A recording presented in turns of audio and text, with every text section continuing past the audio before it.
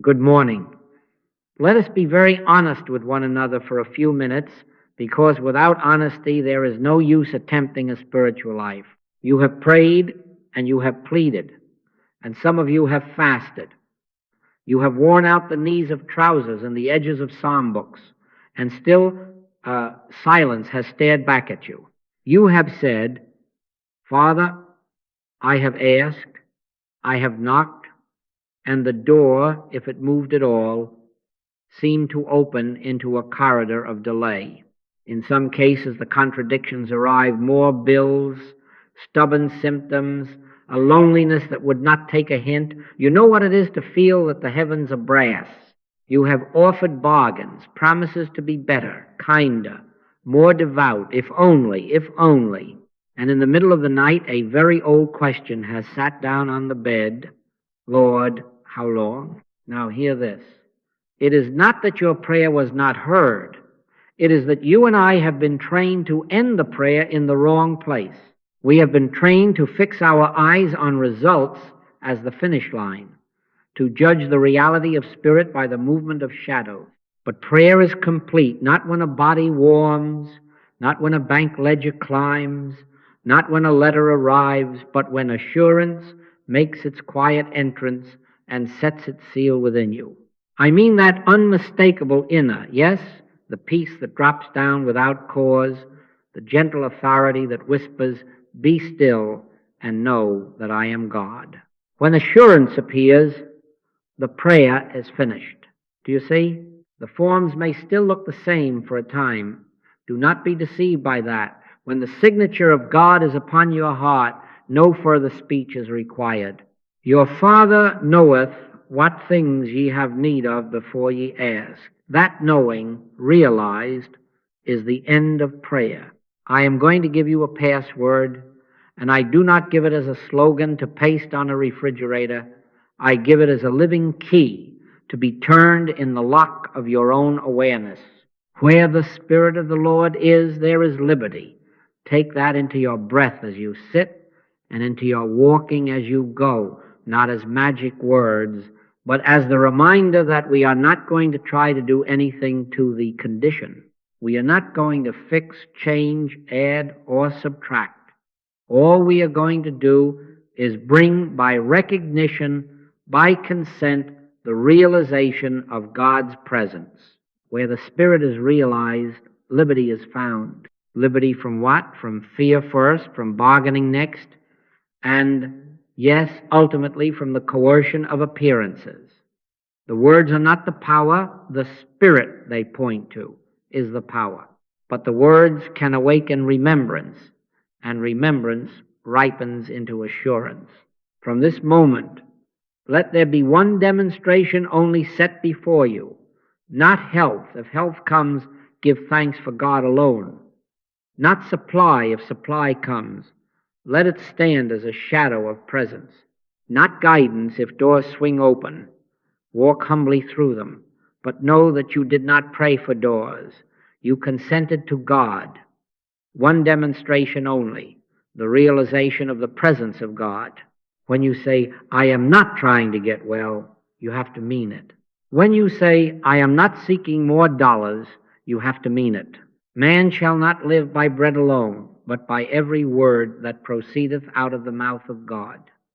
Bread is good. It will come and it will go. The word is life. It abides. Make the word your aim. Make presence your object. And then watch what happens to bread and to bodies and to paths, not because you chase them, but because you cease to enthrone them. How then will you know the prayer has reached its true amen? By assurance, a quietness that is not indifference, a peace that is not fatigue. My peace I give unto you, not as the world giveth, give I unto you. When that peace touches your heart, stop. Add no words where God has signed. The temptation will come to tack on a final request to secure the edges of the promise with your own thread. Do not do it. The prayer is finished. Rise, go your way in ordinary tasks, and let the liberty hidden in that assurance do what liberty does. And as you go, remember this simple truth that will guide all that follows. You can be in it, but not of it, because where the Spirit of the Lord is realized in you, as you there is liberty. Thank you. Now, if assurance is the seal, let us be very clear why most of us have not come to it quickly. Petition presumes absence. Communion presumes presence. What you presume, you experience when you say, God, please come. You have already taken your stand on the ground that God is not here. And from that ground, every syllable drives the mirage further out tomorrow and then tomorrow. But when, without a word of asking, you turn within and rest, the kingdom of God is within you. You have taken your stand on presence. Presence has no tomorrow. It is I am. Do you see the difference? One posture manufactures time, the other dissolves it. One fastens your eyes to appearances. The other opens the inner eye to reality. When you plead, your attention is glued to the condition.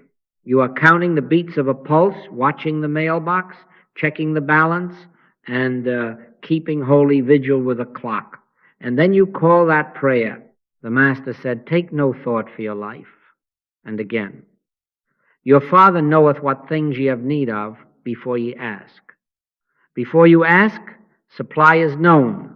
Before you plead, life is present. Asking does not inform God. It hypnotizes you. It says, in effect, I do not have, I am not, I cannot unless. That is delay. That is the world's kind of hope, a carrot on a stick, peace deferred to an outcome. My peace I give unto you, not as the world giveth. The world gives peace after the bill is paid, after the diagnosis is reversed, after the relationship turns sweet. The Christ gives peace before, and that before is the mark of communion. We are not going to try to do anything to the condition. Let that be established here as law in your practice. Do not try to coerce a fever down, a bill paid, a judge swayed, a boss softened. All of that is bargaining dressed up as spirituality. Drop the object of concern and turn quietly, wordlessly to the fact of God. Be still and know that I am God. If a word is needed to focus the mind grown wild on outcomes, let it be your password. Where the Spirit of the Lord is, there is liberty. Not liberty from this particular thing only, but liberty from the entire mesmerism that a thing has power over you. Sit with that not as a charm, but as a recognition. Sit and let the appetite for results grow faint. Sit and watch how time begins to loosen its grip, how the anxious tomorrow recedes. In that loosening, you will feel something like the first wind of morning move through the heart. That is assurance drawing near. I learned this the hard way. In the old days, a call would come. Joe, brother, it is urgent. And I would rush inward, armed with requests. Father, make it right. Minutes became hours. Hours became an ache.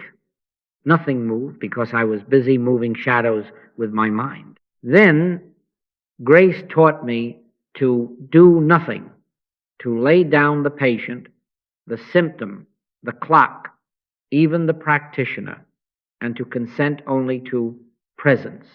Often, oh very often, the instant of that consent, the room changed, not outside but inside. My peace I give unto you. The peace arrived first, the rearrangements, if any, followed as they must, like a shadow that cannot help following the body that casts it.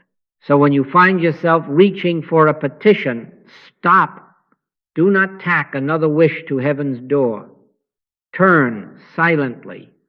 Touch the withinness of God. I and my Father are one. If you must use a line, use it to forget lines. Where the Spirit of the Lord is, there is liberty.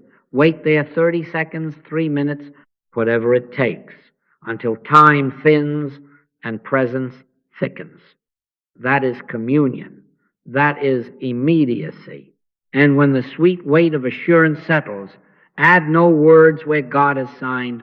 Rise and go on about your day. Peace has gone before you, not as the world giveth, but as the Christ within giveth now. Now, if prayer is finished in assurance, then let us see what that assurance does. It does not run out to push furniture around in your world. It does not take a club to symptoms or a crowbar to bank vaults. Assurance is a change of center. And when the center changes, the circumference cannot help but reform. Lasting change proceeds from within. The outer is a shadow with no initiative of its own. You know this in simple ways. You wake up from a bad dream and you do not litigate with the furniture in the dream. You awaken and the figures vanish because they never had law to stand on. So it is with the world of appearances. Seek ye first the kingdom of God and his righteousness, and all these things shall be added unto you. Added, not seized. Ordered, not wrangled. The center realized, the circle obeys. In 1928, I have said this before because it bears repeating, I found that I still lived in the same town, in the same house, with the same friends, knocking on the same door, and yet I was not in the same atmosphere. The taste for my amusements went out like a candle at noon. I did not reform. I did not lay down rules. I did not write a list of forbidden pleasures and paste it on the icebox. I awoke.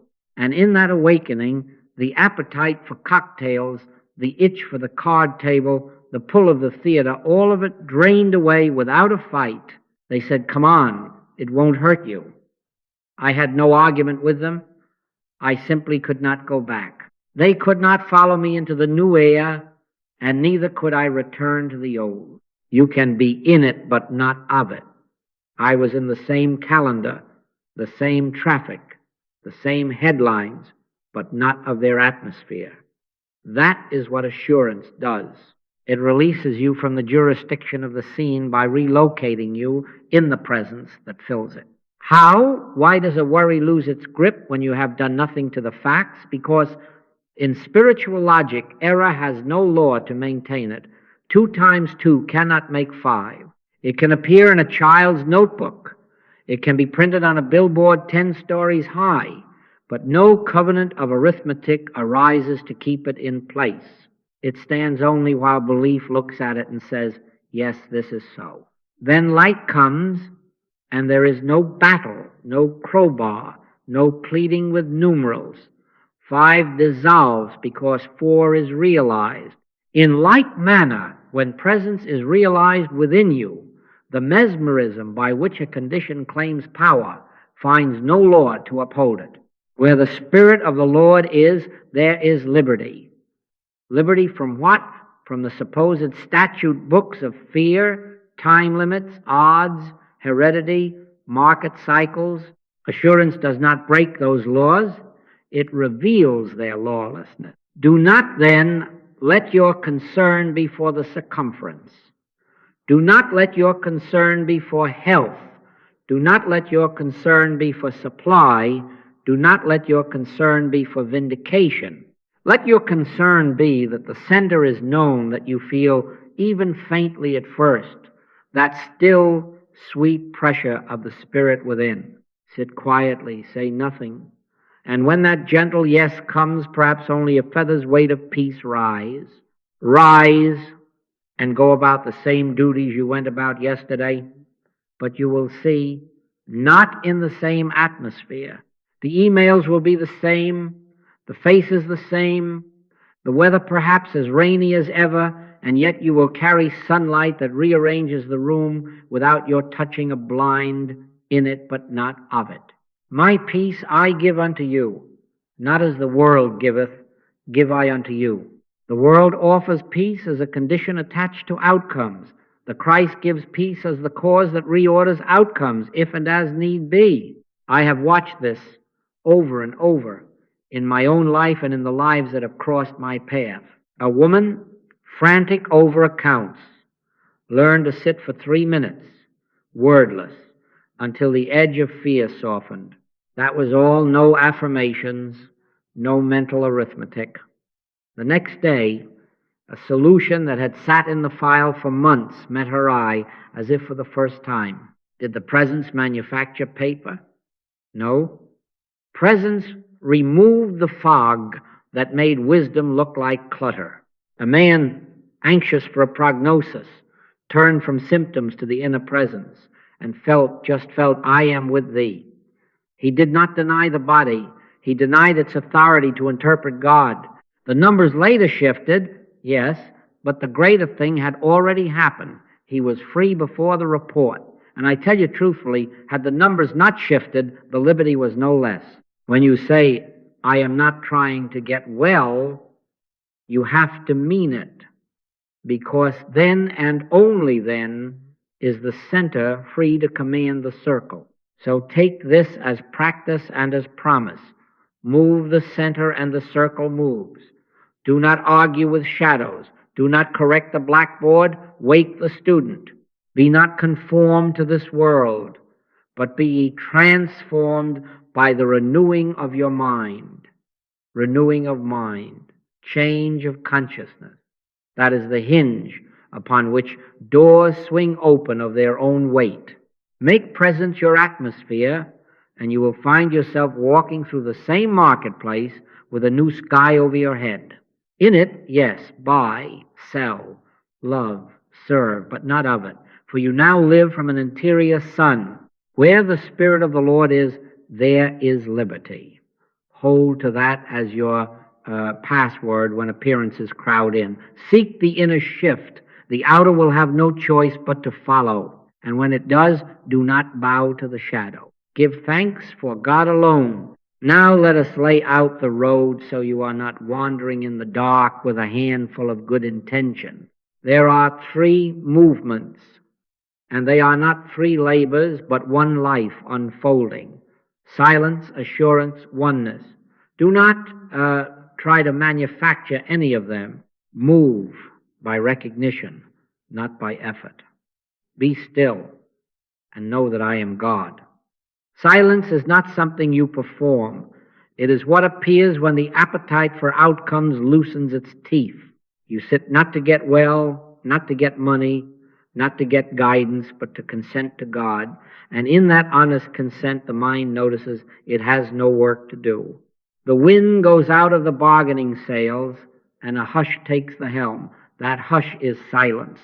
In silence, you are not managing thoughts. You are letting the manager go off duty. If a phrase helps, take your password quietly. Where the Spirit of the Lord is, there is liberty. And then let even that sink beneath the surface like a pebble into a still pool. When silence arrives, you do not congratulate yourself. You simply stop swimming. You will notice simple signs. The breath lengthens without instruction. The body softens as if it has found a chair after a long stand. The forehead unwinds and something like a clear sky appears behind the eyes. In quietness and in confidence shall be your strength. Do not jump in to help it. Let the hush be hush. Then, without your reaching, silence flowers into assurance. What is assurance? It is the felt seal, the inner yes that needs no rebuttal. A warmth may spread lightly across the chest. A quiet joy may hum under the ribs, or there may be only a sweet, weightless knowing, I am is here. The words, my peace I give unto you, will seem to rise, not from memory, but from presence itself. The breath is already slow. Now the heart agrees. This is not emotion working itself up. It is peace that requires no proof. When assurance touches you, do not add words where God has signed. The prayer is finished. Sit a moment in gratitude, not gratitude for an outcome you hope to see, but gratitude for God, and then go about your ordinary. As you live this way, silence given place, assurance received without embroidery, something more than episodes begins to happen. Assurance matures into oneness. You discover that I and my Father are one is not a verse for a good day. It is the climate in which you move. The market is still there, traffic still runs, headlines still shout, and yet you find you are not under their jurisdiction. You answer emails, you tend the child, you pay the bill, but you are doing it from the inside out. Oneness is that abiding recognition that the life animating your little errands is the life of God, and therefore nothing of the world's hypnotism has authority to compel you. You can be in it, but not of it. The kingdom of God is within you, and now the withinness shines through the without. Do not try to reach for oneness. Do not make a goal of it, and in so doing, turn it into another outcome to chase. Consent to silence. Let silence ripen into assurance. Let assurance abide until it is no longer a visitation but your address. A gardener does not tug at buds to hurry the rose. He clears the weeds. He waters. He trusts the sun. Your weeds are mental appetite. Pull them up by saying honestly, I am not trying to get well. I am not trying to get supply. I am consenting to God. Your water is daily turning. Your sun is the realized presence. And inevitably, silence will flower, assurance will seal, and oneness will remain. Where the Spirit of the Lord is realized, there is liberty, liberty from the itch to manage, from the tyranny of outcomes, from the fear of tomorrow. Walk this map gently. Recognition, not effort. Silence, assurance, oneness. Silence, then, is not something you make. It is not a trick of breath, not a discipline by which you squeeze the mind into stillness. Silence is what happens when the appetite for results winds down and the heart consents to God. How? You cease bargaining. You stop hunting for signs. You lay down every little scheme to hurry spirit into visibility, and you sit just that, be still, and know that I am God.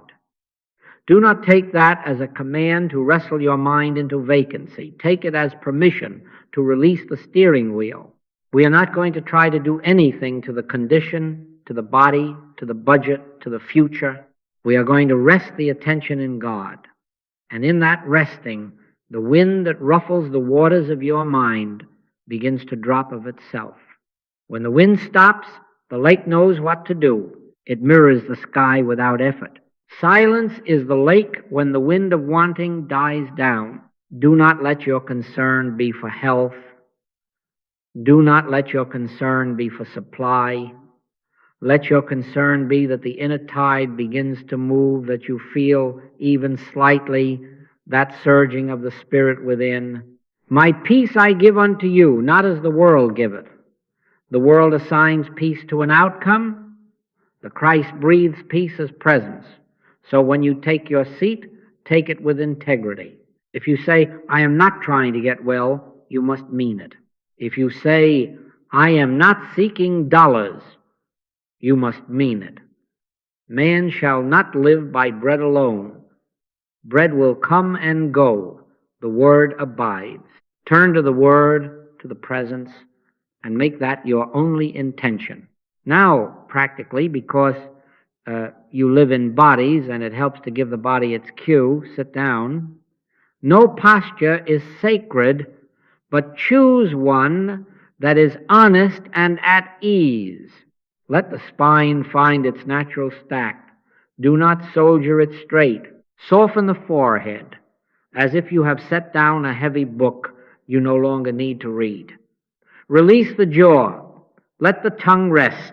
Place the hands open in the lap, not as a signal to heaven, but as a quiet sign to yourself that you are not grasping. Breathe, but do not manage the breath.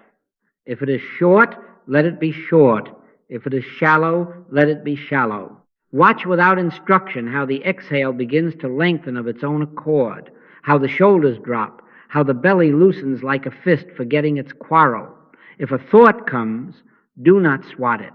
Let it spend itself and fade, like a wave that cannot remember why it rose. If a word is needed just at the beginning, take your password softly, not aloud, but as a feather on the inner ear. Where the Spirit of the Lord is, there is liberty. Say it once and then stop. No more words. Do not scratch the surface of silence with devotional chatter. Let the phrase sink like a pebble into a still pool and watch the rings widen by themselves. You are not driving anything. You are consenting to what already is. In that consent, little markers may appear. The exhale becomes easy and wide, as if the air has grown kind. The shoulders settle without your telling them. A quiet warmth may gather in the chest, or a mellow glow may sit low in the belly. Receive this. Do not analyze it. Do not grade it, measure it, interpret it. The kingdom of God is within you. These are not goals to chase. They are signs that the wind is calmed and the lake has begun to mirror. The temptation will be to peek, to open the oven door of your practice and ask, is it done yet? That is appetite knocking in a new hat. Close the door gently. Sit. Let silence arrive as outcome, not technique. The mind will say, we ought to be doing more. Smile at it. The Spirit is doing. Your task is to let go of tasks. If the phone rings in your thoughts, do not answer. If the body whispers of ache or lack, recognize it and let it pass without ceding its jurisdiction over God. This is not denial, it is order. Reality first. Shadows, if they remain for a time, take their place as non-authorities. And when the hush is unmistakable even for half a minute, when the inner weather turns mild and the heart, without cause, feels safe, stop there. Add no words where God has signed. Do not slap labels on it. Do not turn to the condition to see if it salutes. Sit a breath or two in simple gratitude for God alone, and then rise. Go wash a dish, answer an email, walk across a room. You will discover you are moving in a different atmosphere, even if nothing on the bulletin board has changed. That is silence as outcome. That is the soul remembering its source. And if at noon or night the wind picks up again, as it does in this world, sit once more, whisper inwardly your password. Where the Spirit of the Lord is, there is liberty. Then stop. Let wanting wind down. Let presence be presence. And silence will come as surely as the tide returns to the shore. Assurance, then, is not a mood you manufacture, not a bright thought you polish until it gleams. Optimism argues. Assurance ends argument. Optimism stands on tiptoe and says, it will be all right somehow. Peace. And then glances at the clock to see if the somehow has arrived. Assurance sits down in the heart and says nothing, because nothing needs saying. My peace I give unto you, not as the world giveth, give I unto you. That peace is not a promise of future improvement. It is the presence itself recognized. It does not debate with appearances. It renders them irrelevant by recentering you in God. When assurance appears, the mind, which has been busy as a clerk stamping papers, suddenly finds its desk empty. There is nothing left to process. The prayer is finished. How shall you know it? Not by a sign outside, but by a release inside. A felt, yes, not shouted, simply evident, like light at dawn that does not argue the existence of the sun. The breath that a moment ago was a task to be managed now finds you instead, and you notice it arriving and leaving without your supervision. A warmth spreads not heat for the body's sake, but a soft glow, a mildness that gathers perhaps across the chest, perhaps low in the belly, as if the heart has discovered its fire again. Sometimes tears come, and you wonder, what is this? They are not sorrow, they are a quiet overflow, like a spring breaking through ground softened by rain. And sometimes there are no tears at all, no glow, even only a weightless knowing, a settled I am that has no interest in proving itself. These are the footprints assurance leaves as it crosses your threshold. Now, mark what I say, because your integrity must meet you here. When assurance is felt, stop, add no words where God has signed. Do not take a pen to the check heaven has written. Silence has flowered into seal. Let it stand. The temptation will come, yes, but let me just add this one thing. Let me secure the edges. Let me remind God how urgent. That is the clerk trying to resurrect his desk. Do not do it. If there is any gratitude to be expressed, let it be for God alone, not for a healing you hope to observe, not for a deposit you hope to receive, not for a reconciliation you hope to witness. Man shall not live by bread alone. Bread is good. It will appear as it must. But let your thank you be to the giver, not to the loaf. Because you are not praising outcomes, you are consenting to presence. You will find that assurance is its own credential of completion. The world's peace is conditional. It arrives with a receipt stapled to it after the bill is paid, after the fever breaks, after the phone call turns kind. The Christ's peace is causative. It comes before any receipt, and frequently it removes the need for receipts because in that realized presence, the tyranny of verification is broken.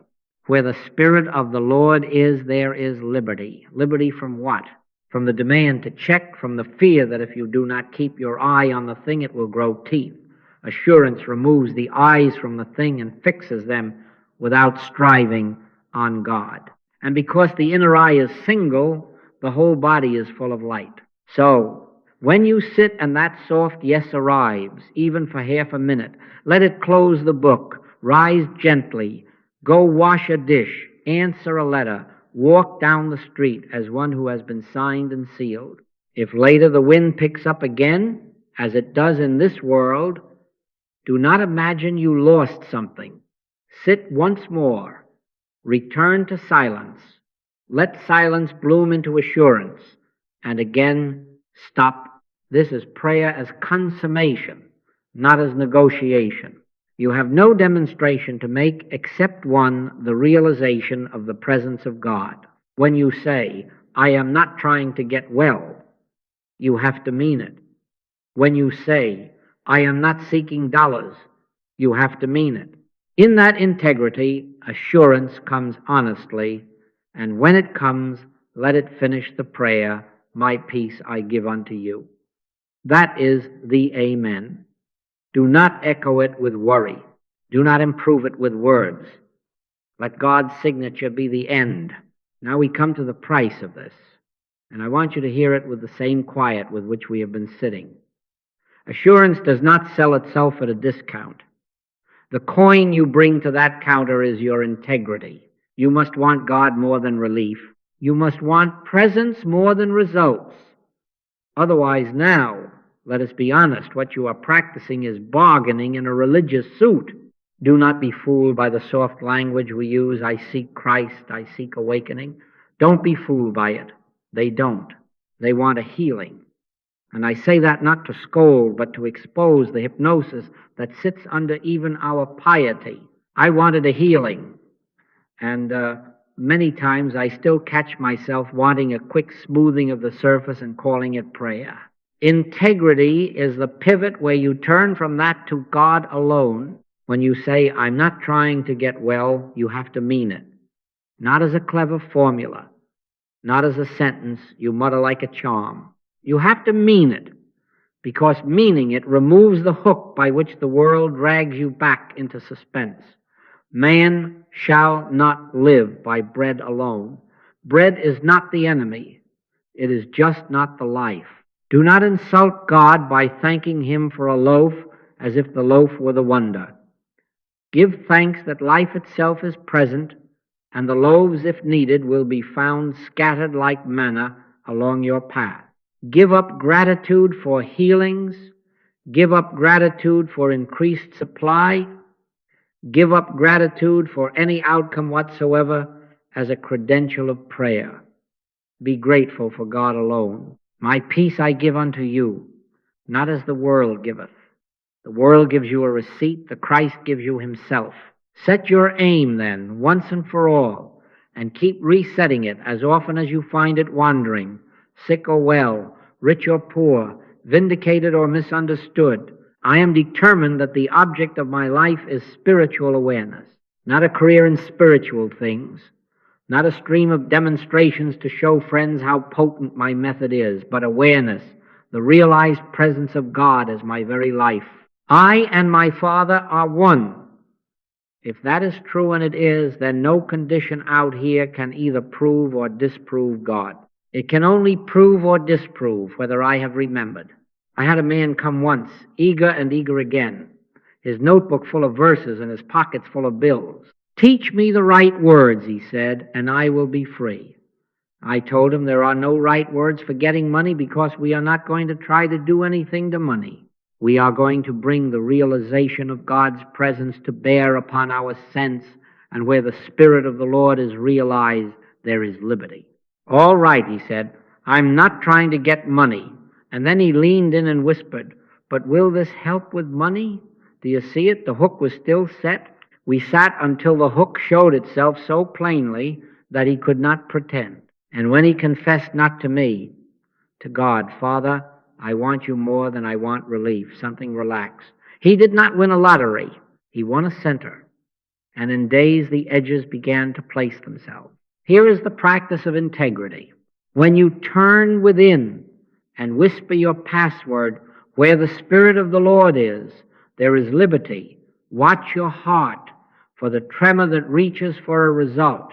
Do not scold it. Expose it. Say quietly, "I see you, appetite. You are not my God." Then, without wrestling, return to presence. If you must speak, say, "Be still and know that I am God," and then drop even that. Sit until silence appears. Let silence flower into assurance, and when assurance seals, add no words where God has signed. If a thanks rises, let it be for God alone. This is how you train the soul out of bargaining and into being. And be prepared. Your life may look the same to others, but you will not be moving in the same air. Friends will say, "You are not excited about the promotion," and you will smile because promotion is not your son anymore. Family will ask, "Are you not worried?" And you will answer without performance, "My peace is not as the world giveth." This is not indifference. It is order. God first, last, and only. In that integrity, assurance comes honestly. In that honesty, you can be in it, but not of it. And I tell you, as one who has watched this again and again, when you want God more than relief, relief bows either by changing its mask or by losing its power to coerce you. Where the Spirit of the Lord is, there is liberty. Let that be your standard and your surrender, your coin and your crown. Now, to keep faith with this integrity, you must also see what stands behind so much of your unrest. It is not a person, not a cell, not a ledger. It is a spell, a collective mesmerism that enthrones time as master, that intimidates by way of the body, that bows to money as if it were breath. Behind discord is not a law. Behind it is suggestion. And suggestion operates by borrowing your consent. In wartime, clever men learned to paint a hatred on the air until whole nations breathed it and called it their own. In our theaters and on our screens, messages are slipped between frames, and the eye says, "I didn't see it," while the appetite rises as if it did. Do you see? Beliefs are borrowed, not born in you. You are not afraid because of truth. You are afraid because a chorus hums in the background and you have not recognized it as background. Time first. The world's spell whispers, prayer takes time. Results require delay. Wait in the outer lobby until God is ready to see you. Who posted a clock over God? Who gave minutes jurisdiction over I am? Now is the accepted time. Today, if ye will hear his voice. When you sit in presence and assurance, signs the page, it is finished. The calendar may shuffle its papers afterward. Yes, but do not mistake that shuffling for law. It is only the circumference reordering itself around an already changed center. Speak to time as the Master spoke to Pilate. Thou couldst have no power at all against me, except it were given. And time has no such gift to give. Where the Spirit of the Lord is realized, there is liberty, liberty from the tyranny of not yet. Then the body. The body spell is a loud one because we have been taught to identify as the suit we are wearing. But hear the old question sounding through the garden of your thought. Who told thee that thou wast naked? Who told you that this visible shape is you, defenseless and on trial?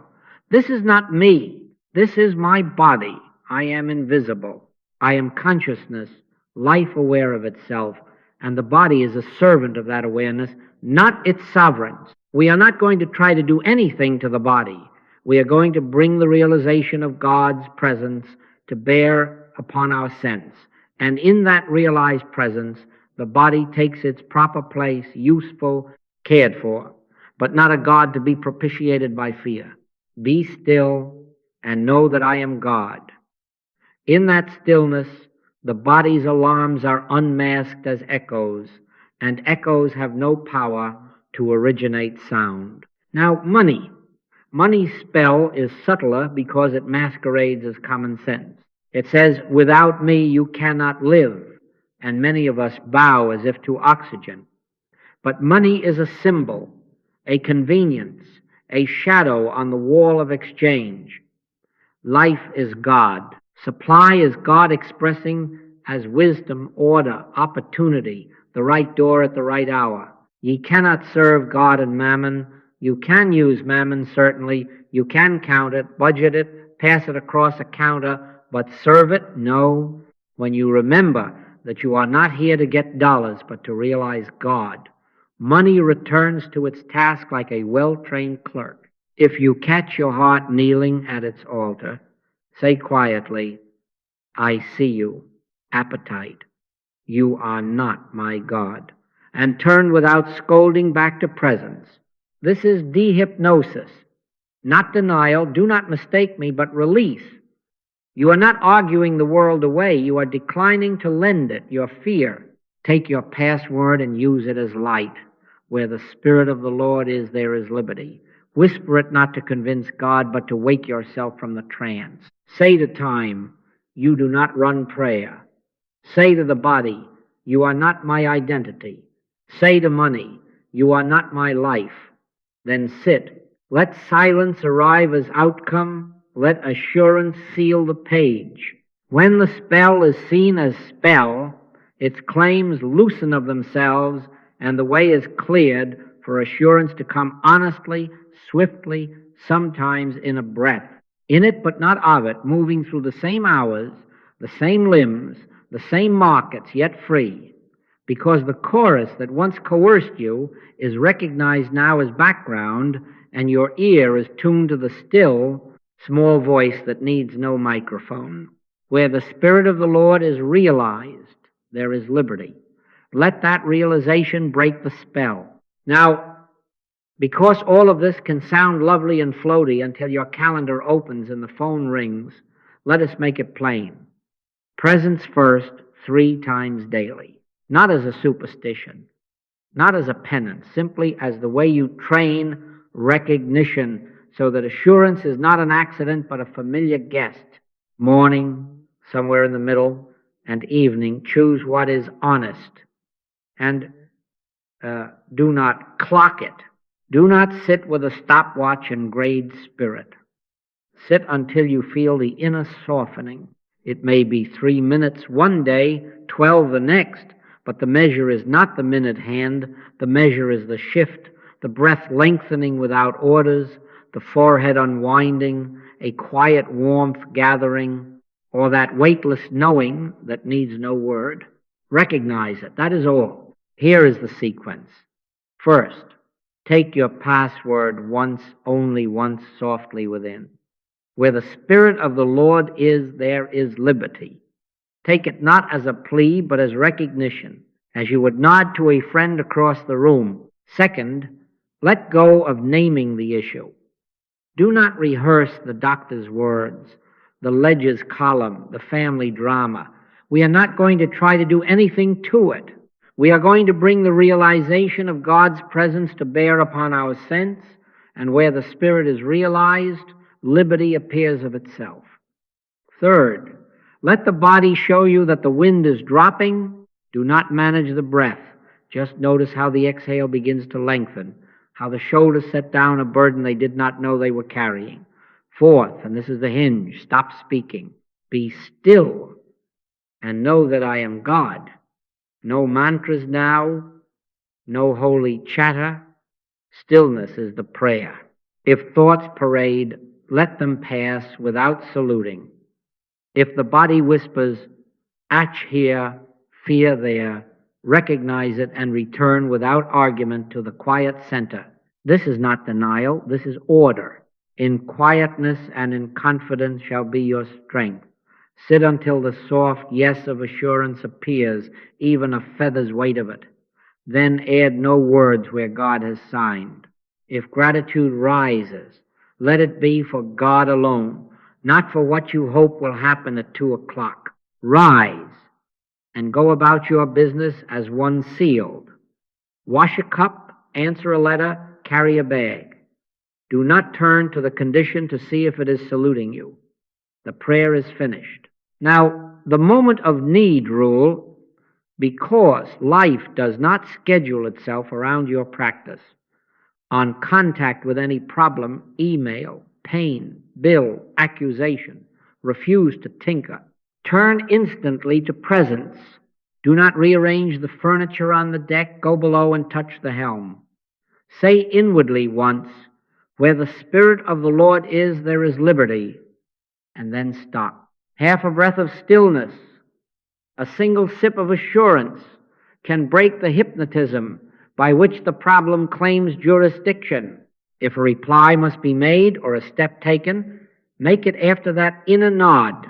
You will find that answers you would have reached for with strain present themselves with a kind of unremarkable rightness. And sometimes there will be no answer needed at all. The thing will collapse of its own lack of law. To help your recognition grow honest and swift, keep a simple journal, not a report card on God, but a record for your training. After each sitting, jot 1 or 2 markers: breath lengthened, shoulders dropped, warmth in chest, tears without sorrow, no sensation at all, only a clear yes. Note the moment assurance appeared, if it did, before the 3rd minute, after I stopped repeating, when I gave up telling God the story. This is not for analysis. It is for memory. Reading a week later, you will see that assurance visits when appetite is not in the chair.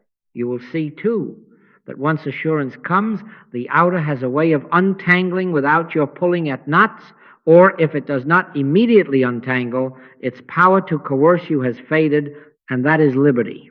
Man shall not live by bread alone, and you will have the proof where proofs matter in your own heart. Set little bells, if you must, on the mantle of the mind, on the phone that sits by your elbow, but keep the compact simple. Morning, noon, night, I turn without words until silence blooms and assurance seals. If no seal appears, do not scold.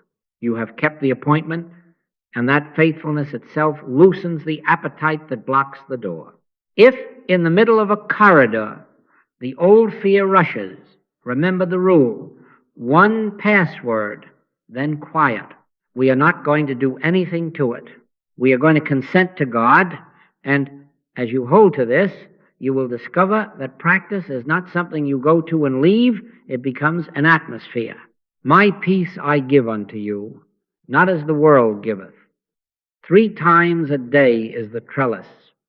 The vine will find it, climb it, and in time cover the hours between with oneness.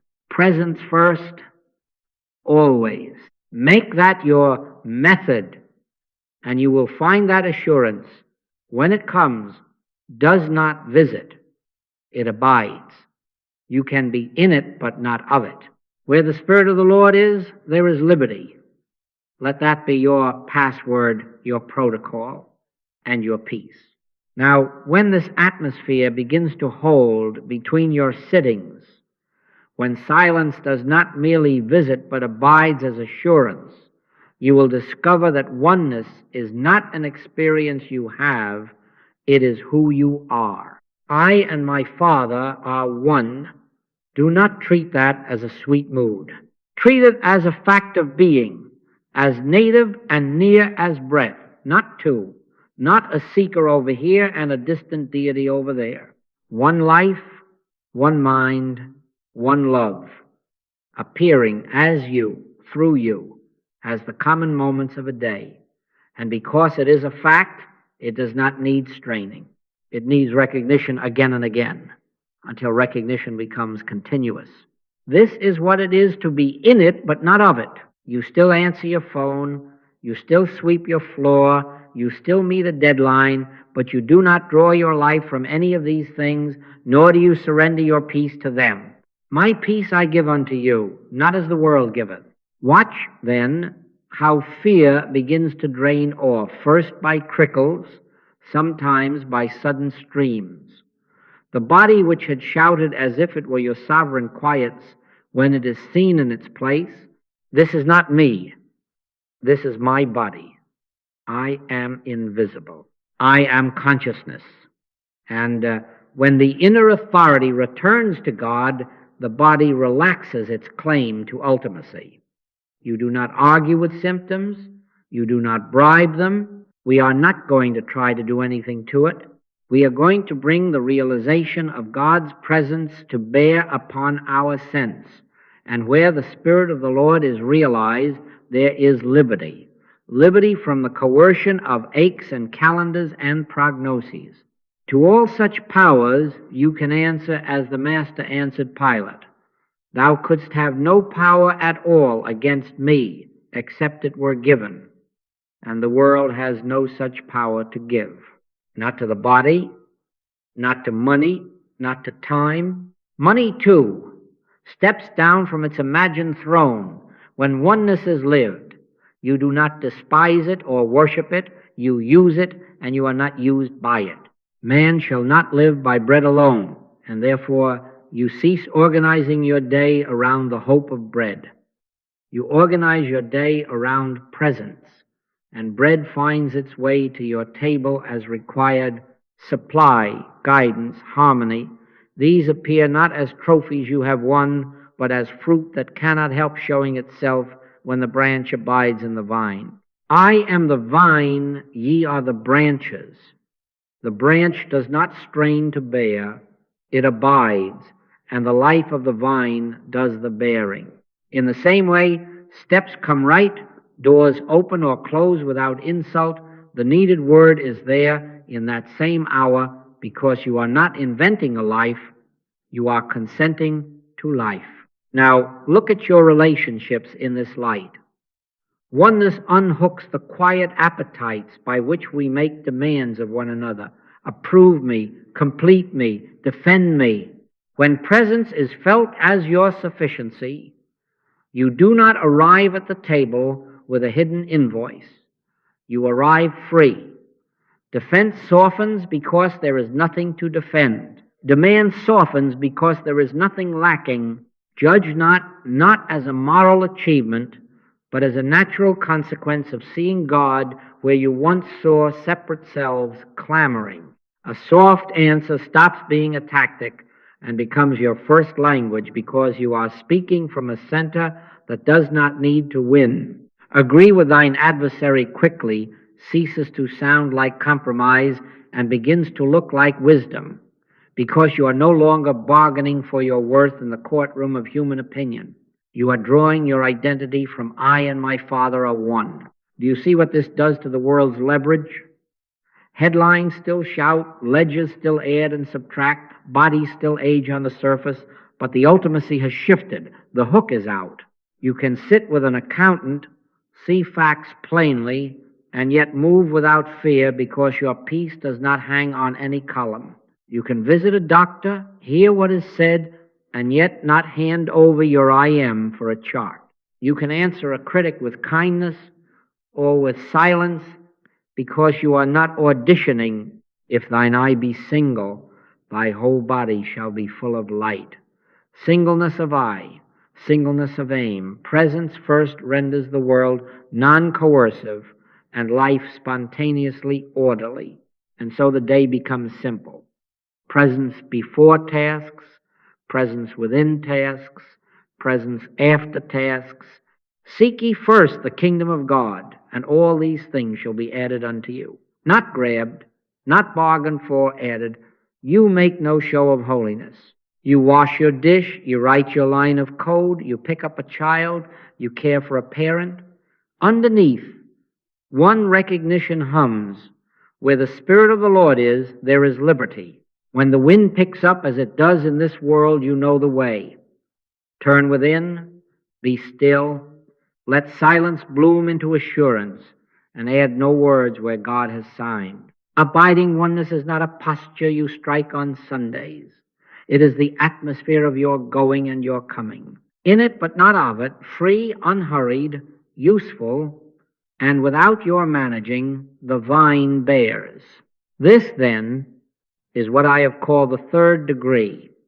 And do not be frightened by the word. It only means the point at which the soul stops negotiating and consents. The first stage, most of us know very well, denial, the beginner's metaphysics. We were taught to say, this is not real, discord has no law. And in that fresh season, it helped. It pried us loose from fear's grip long enough to breathe. Then we went on to the second, the mental life. We learned affirmations, principles, cause and effect in mind. We discovered that thought, held quietly and consistently, has a way of tracing itself on the surface of things. All right, but now the third, surrender beyond bargaining. Leave your nets, the Master said. Leave even the beautiful nets of metaphysical success stories. Leave your formulas and your pride in them. Leave the appetite to get outcomes by spiritual means. And follow me. Not follow a method to results. Follow me. My peace I give unto you, not as the world giveth. This is where the death occurs, not of you, but of your bargaining position. The old voice at the table says, I will consent to God if God will consent to my terms. And here, in the third, you answer without drama, nevertheless, not my will, but thine be done. When you say, I'm not trying to get well, you have to mean it. When you say, I am not seeking dollars, you have to mean it. Not as a trick to get them through the back door, but as the end of appetite's governance. We are not going to try to do anything to it, body, money, time, reputation. We are going to bring the realization of God's presence to bear upon our sense. And where the Spirit of the Lord is realized, there is liberty. Liberty from what? From the necessity to have it come out any particular way before you rest. Now, it costs. I would be false to you if I said otherwise. Friends may fall away. Habits will, certainly. Familiar securities, those cozy bargains you had with the world, will not hold. You will still live, but not in the same atmosphere. The theater of old excitements dims. The cocktail of praise and blame loses its flavor. Even the thrill of manipulating conditions by mental law becomes tasteless beside the quiet bread of presence. Man shall not live by bread alone. And so, in this degree, you consent to live by God's peace, even when the bread seems slow. Outcomes may lag. Let them lag. Say to time what the Master said to Pilate. Thou couldst have no power at all against me, except it were given, and time has no such gift to give. Be still, and know that I am God. In that stillness, the wind of suspense drops, and the surface, whether it smooths at once or later, no longer coerces you. Do not mistake this for passivity. It is courage, the rarest kind, the courage to accept My peace I give unto you over the peace the world giveth. It is the willingness to let God be God when the body still speaks, when the bill still waits, when the phone is still silent. It is to choose assurance as the seal even while appearances clamor for countersignatures. And I must tell you, as one who stepped there and found his air changed, the liberty on the other side is not dramatic, it is simple. You are in it, but not of it. You carry no terms into prayer. You make your appointment, you let silence flower into assurance, and you add no words where God has signed. From that consent, steps appear without strain, doors open or close without insult, and you discover that the world's leverage is gone because the bargainer in you is gone. Maturity arrives right there, consenting to God without terms, even at the cost of familiar securities. Where the Spirit of the Lord is, there is liberty. Take that as your password through this gate, and do not look back to see who follows. Leave your nets. Follow me. The rest is God's. Now, let us speak plainly about what the world calls demonstrations, because if you do not reframe this, you will go on praying to outcomes and missing the one thing needful. Every genuine demonstration is the echo of realized presence, never the target of prayer. We are not going to try to do anything to the condition, body, dollars, decisions. All we are going to do is bring the realization of God's presence to bear upon our sense, and where the Spirit of the Lord is realized, there is liberty. Take that as your password and your practice. Help first. Do not treat the body. Do not sit and talk to flesh as if it were a God capable of reward and punishment. Who told thee that thou wast naked? This is not me. This is my body. I am invisible. And so when the alarm rises, pain, diagnosis, a story the calendar insists upon, turn from the picture to the presence.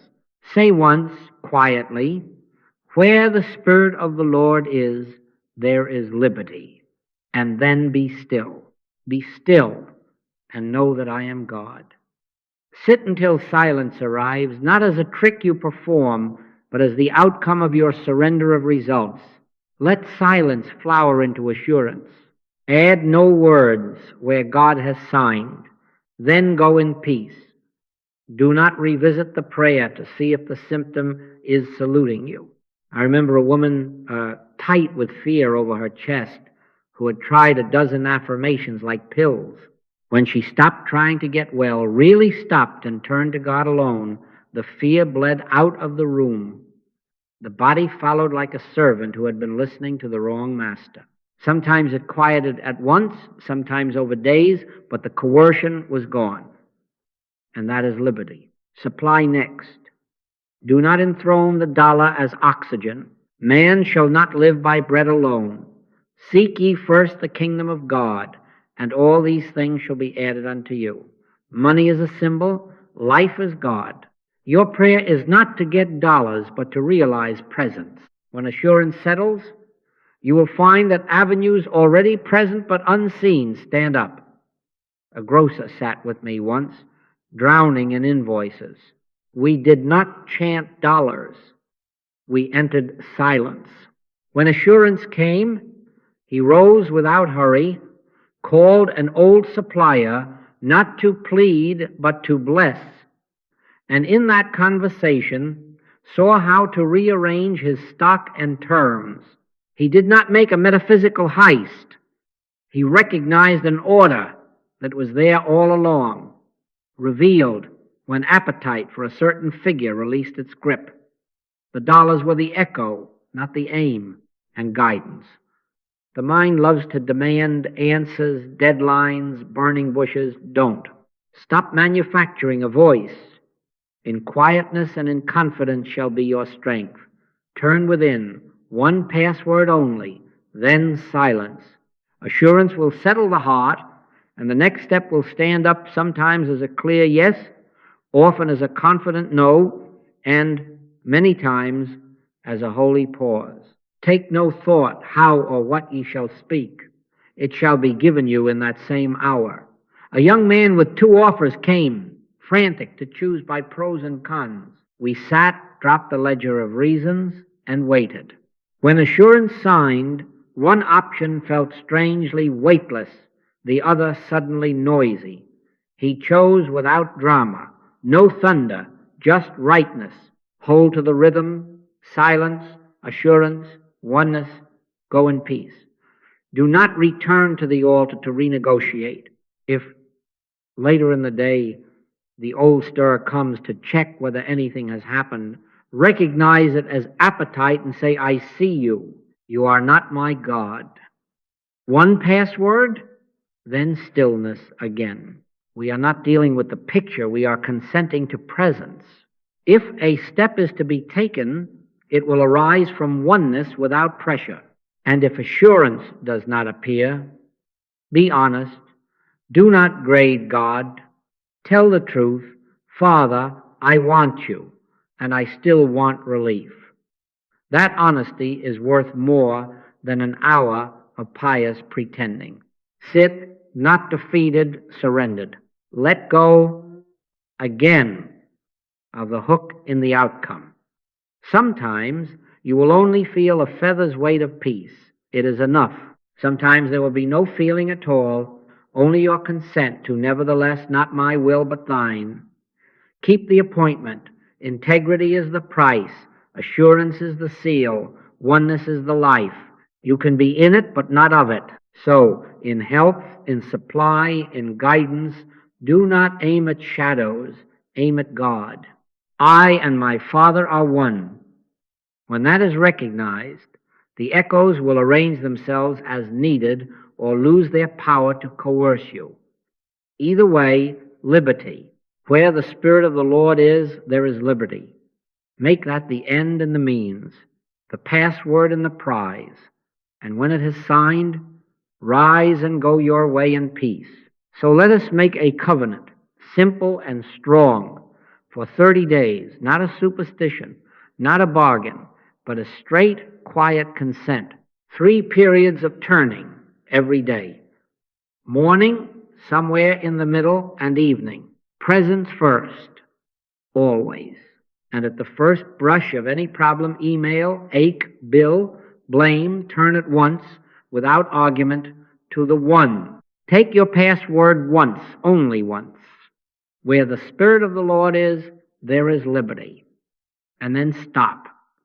Be still, and know that I am God. Wait, not for fireworks, not for proof on the surface, but for the soft seal, that feather's weight assurance that says without saying, it is well. When that seal is there, add no words where God has signed. Rise and go about your way as one who has been met. Keep the practice plain. Do not clock it. Do not grade God. Sit until silence arrives as outcome, the way a wind drops when the storm has no more fuel. Sit until the brow unwinds, the breath lengthens by itself, or without sensation at all, a still rightness stands up in you. That is your measure. And remember our integrity. We are not going to try to do anything to the condition. All we are going to do is bring the realization of God's presence to bear upon our sense. And where the Spirit of the Lord is realized, there is liberty. My peace I give unto you, not as the world giveth. When you feel that peace, even a thread of it, the prayer is complete. Now for 30 days, make this your gratitude. Thank God for God. Give up counting outcomes and begin instead to notice recognitions. If you must write one quiet line after each sitting. Peace touched me. Or no feeling, only consent. Or assurance in a breath. Not for boasting, not for a scoreboard, but to train remembrance that man shall not live by bread alone, and that when the soul dines on presence, bread finds its way as and when needed, without your bargaining, If gratitude rises, let it be for the realized nearness, not for what you hope will happen by 2 o'clock. Train your tongue gently. Thank you for you, and be still. We are, in this covenant, a community of integrity, though we may never meet, scattered through cities and chores, in the world's traffic, but not of its bargains. We do our buying and selling, our caring and answering, without mortgaging our peace to any outcome. We refuse the old trade, I'll bring presents if I can keep my terms, and we answer instead, quietly, nevertheless not my will, but thine be done. We meet criticism without auditioning, bills without idolatry, symptoms without fear, because identity is drawn from I and my Father are one. And you will find that this integrity simplifies the day. Fewer words, truer words, fewer steps, more right steps. Seek ye first the kingdom of God, and all these things shall be added unto you. Hold fast to the moment of need rule. On contact with any picture, do not rearrange the furniture, touch the helm within. Whisper once, where the Spirit of the Lord is, there is liberty, and then stop. If only a breath of assurance appears, it is enough. Say inwardly, thank you, and be still. Do not turn to the picture to see if it is saluting you. We are not dealing with effects. We are consenting to cause. If a step is required, it will rise from oneness without pressure. It shall be given you in that same hour. And if on some days assurance does not come, tell the truth. Father, I want you and I still want relief. Then sit, not defeated, surrendered. Keep the appointment. The faithfulness itself weakens appetite's governance and clears the way for the seal to arrive on another breath or another hour. Now is the accepted time. Do not be discouraged by surface delays. They have no power to govern the finished work of realized presence. Time cannot countersign where God has already signed. So this is the covenant. For 30 days, presence your only aim, silence your doorway, assurance your seal, oneness your atmosphere. 3 times a day in quietness and at every touch of need, a wordless turn after one password. Gratitude reset to God for God. Life lived usefully amid the world's traffic, yet free of its bargains. And when assurance appears, whether as warmth or weightlessness, or only that calm certainty that needs no name, say inwardly, thank you, and be still. Where the Spirit of the Lord is, there is liberty. Let that be your password, your practice, and your peace. My peace I give unto you. Take it now, walk in it, and let it order your steps. Thank you.